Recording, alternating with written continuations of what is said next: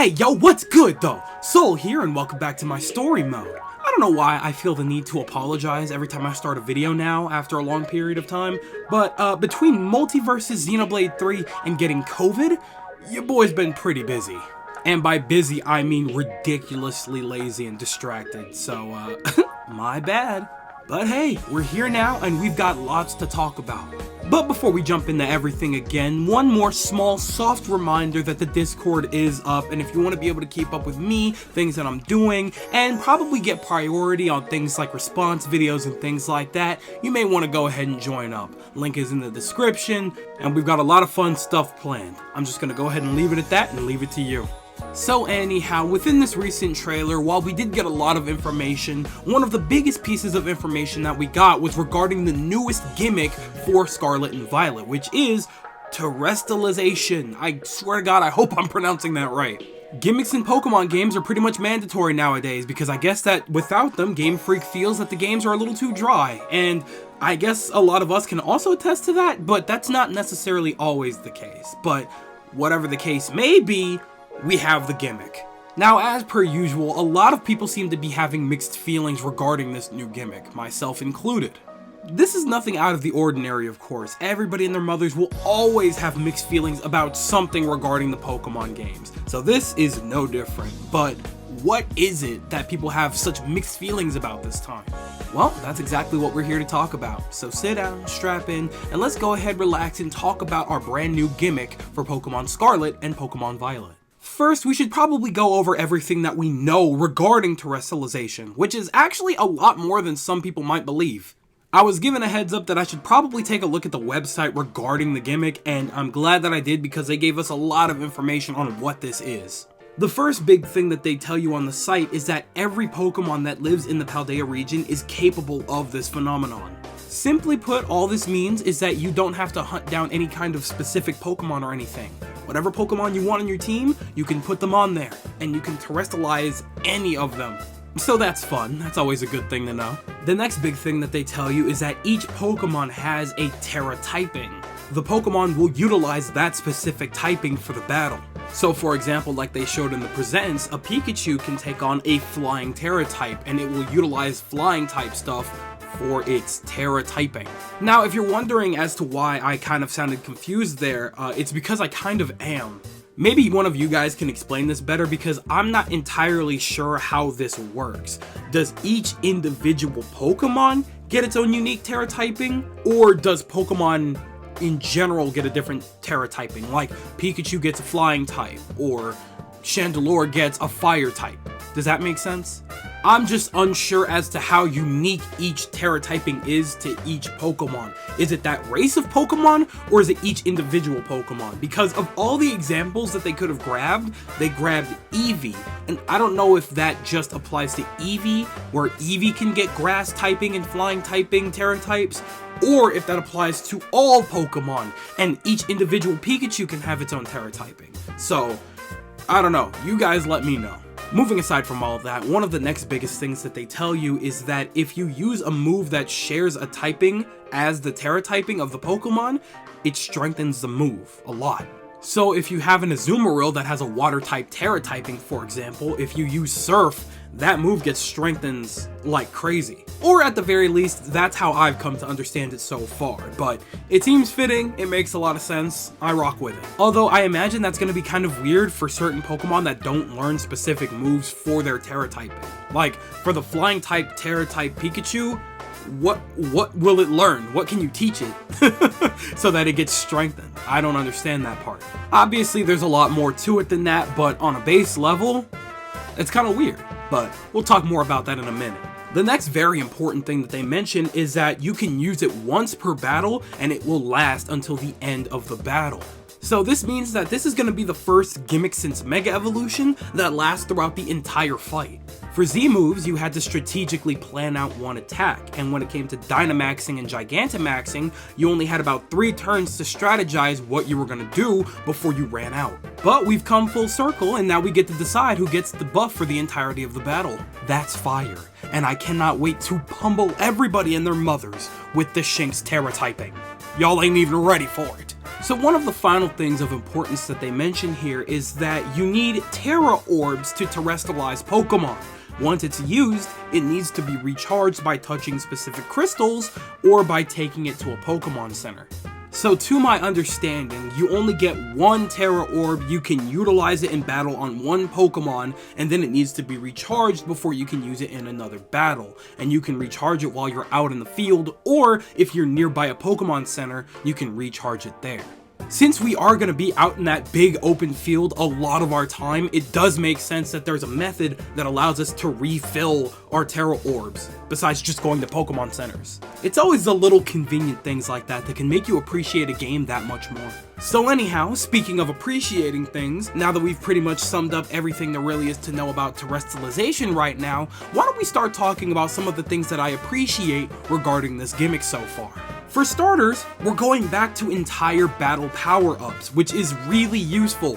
Now, not to say that I'm ragging on the other mechanics, per se, but I'm kind of ragging on the other mechanics, per se. When it came to Z moves and Dynamaxing and Gigantamaxing, it always felt like your trump card either was very limited or had a hefty timer on it, and that sucks. After using your one Z move, it really felt like that was pretty much it as far as your trump card. There was really nothing else if your opponent were to come back at you with some hefty firepower.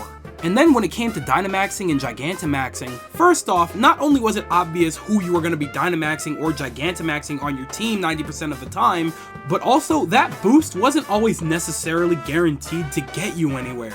Yeah, that's cool, you get a nice little boost in offense and defense, and that's great and all, but the moment that a Pokemon that doesn't even need to be Dynamaxed or Gigantamaxed, by the way, hits you with a quad effective move, it's like it didn't even make a difference. Now, while what I'm saying could also apply to Mega Evolution and Terastallization, the difference is that there was a timer, and if they could tank a hit from you, all they had to do is wait you out. Taking a timer off of things makes a huge difference, and I very much appreciate that this new mechanic doesn't have one. Got my Dragon-type Luxray on deck for the whole fight. What you gonna do? Huh?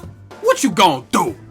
Now, the next thing that I find really neat is that because it's available to any Pokemon, it's going to be really hard to predict what to prepare for since every Pokemon is going to have a different Tera typing. Going into battles nowadays, it's going to be much more of a mystery as to what the trump card is going to be against every opponent. You're never going to know. And on top of that, there may be a moment's notice during a battle that, if you find yourself needing to Terastallize, it could turn the tides immediately. That one specific Pokemon doesn't need to be out on the field.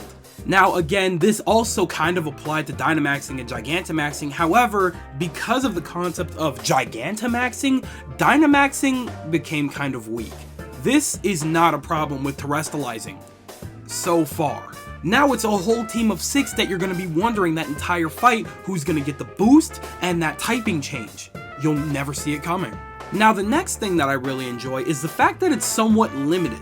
Now what I mean by that is that when we're progressing through one of the 3 main plot lines in this game, whether it be the story, the other story, or the gym badge situation, we can't just keep throwing it out every single battle willy-nilly. We really have to calculate when the proper time to utilize our Terastallization would be. During a gym battle, we're probably going to be fighting a good couple of trainers before we get to the gym leader. Of course, we're not going to want to utilize that Terastallization until we get to the gym leader, during a crucial point in the fight most likely. Or even while we're out in the field. You never know when you're going to run into a big bad boss of some kind and you're going to need to utilize that power boost against them. You're going to be real mad at yourself if you throw it away against some random trainer before a big battle. And you know what?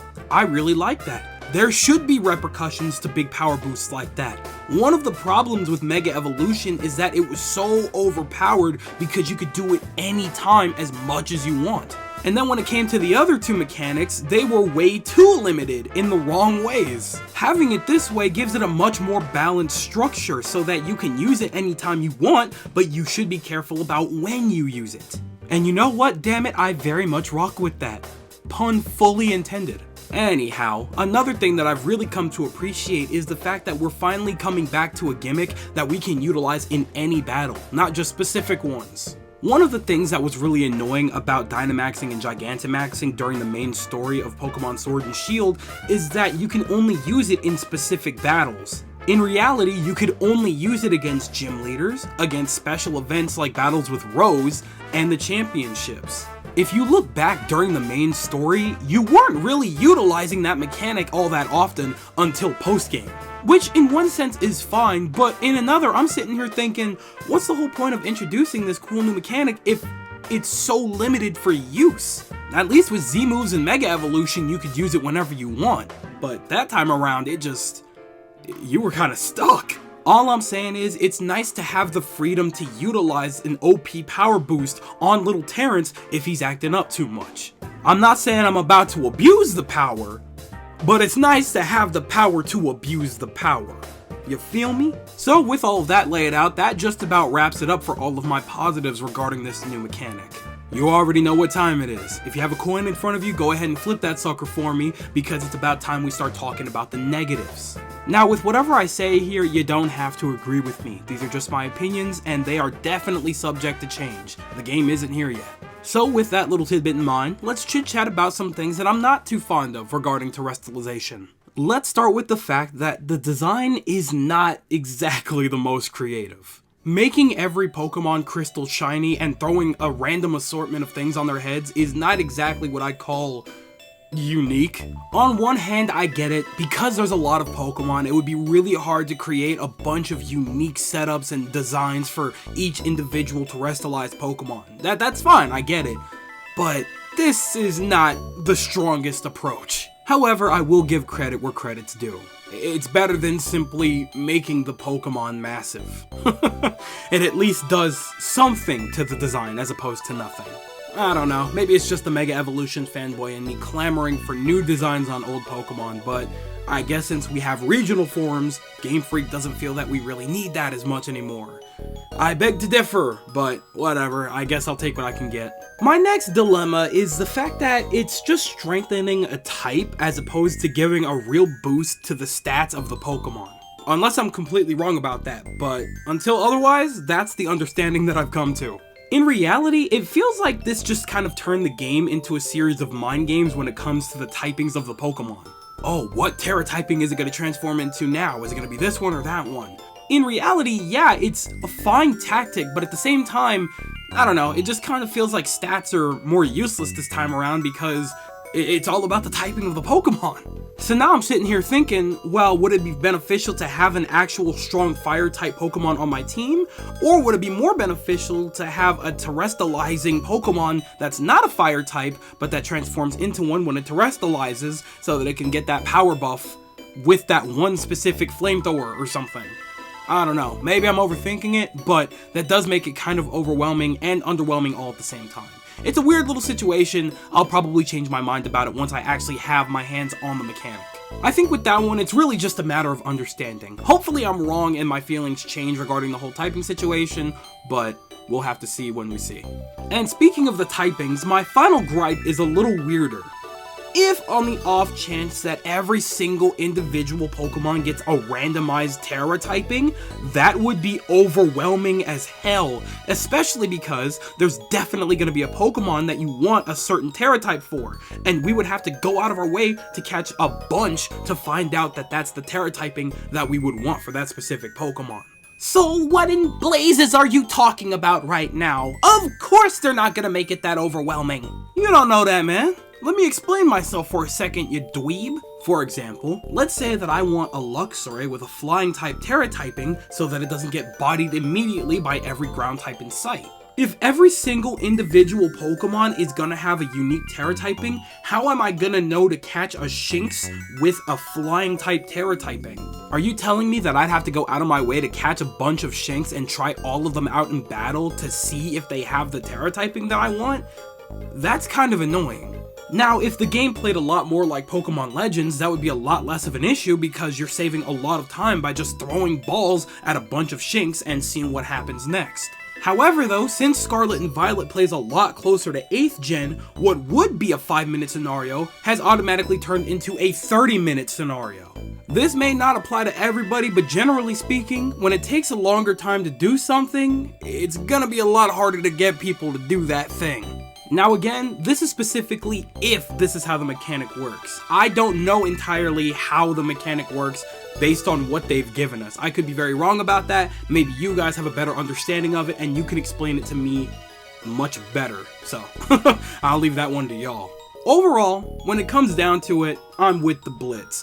I'm down to see whatever this mechanic brings us, and I'm excited to see all of the potential like tactics and things like that people are going to bring into battle. I'm so excited for a brand new mechanic that we can utilize whenever we want, however we want, and it's very exciting. Now, when I say that the design is weak, I don't absolutely despise everything about it. In the grand scheme of things, it could be a lot more boring. They could have added absolutely nothing but that crystal-like shine on the Pokemon and called it a day.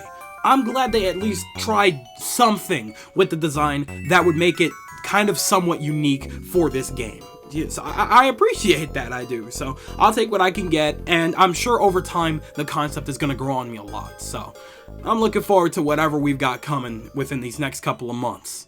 Alright, so I learned this crazy new technique while I was at home doing absolutely nothing for like 8 days straight. Check this out. I'm drawing on this paper right now. Check it out, check it out. Alright. Yeah, no, that's a badass drawing of a mic. Yeah, go ahead and reach into the paper for me.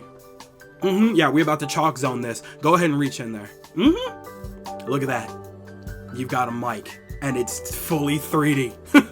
So why don't you go ahead, turn that sucker on, and you tell me what you guys are thinking about Terastallization. Do you like the mechanic? Do you not like the mechanic? Would you prefer a different mechanic? Would you prefer a returning mechanic? Let me know everything you guys are thinking in the comment section below, because you know for a fact that I am always down there with you guys. But with that, I'm gonna go ahead and leave it at that. I would like to thank you guys ever so much for watching. I truly do hope you enjoyed. Do me the greatest favor of dropping a like and a comment, and consider subscribing for more content just like this. And with that, I'm gonna get the hell up out. Thanks again, I hope you enjoyed, and I'll be seeing you guys in the next video. Do me the greatest favor of taking good ass care, and I'll see you all next time. Bye!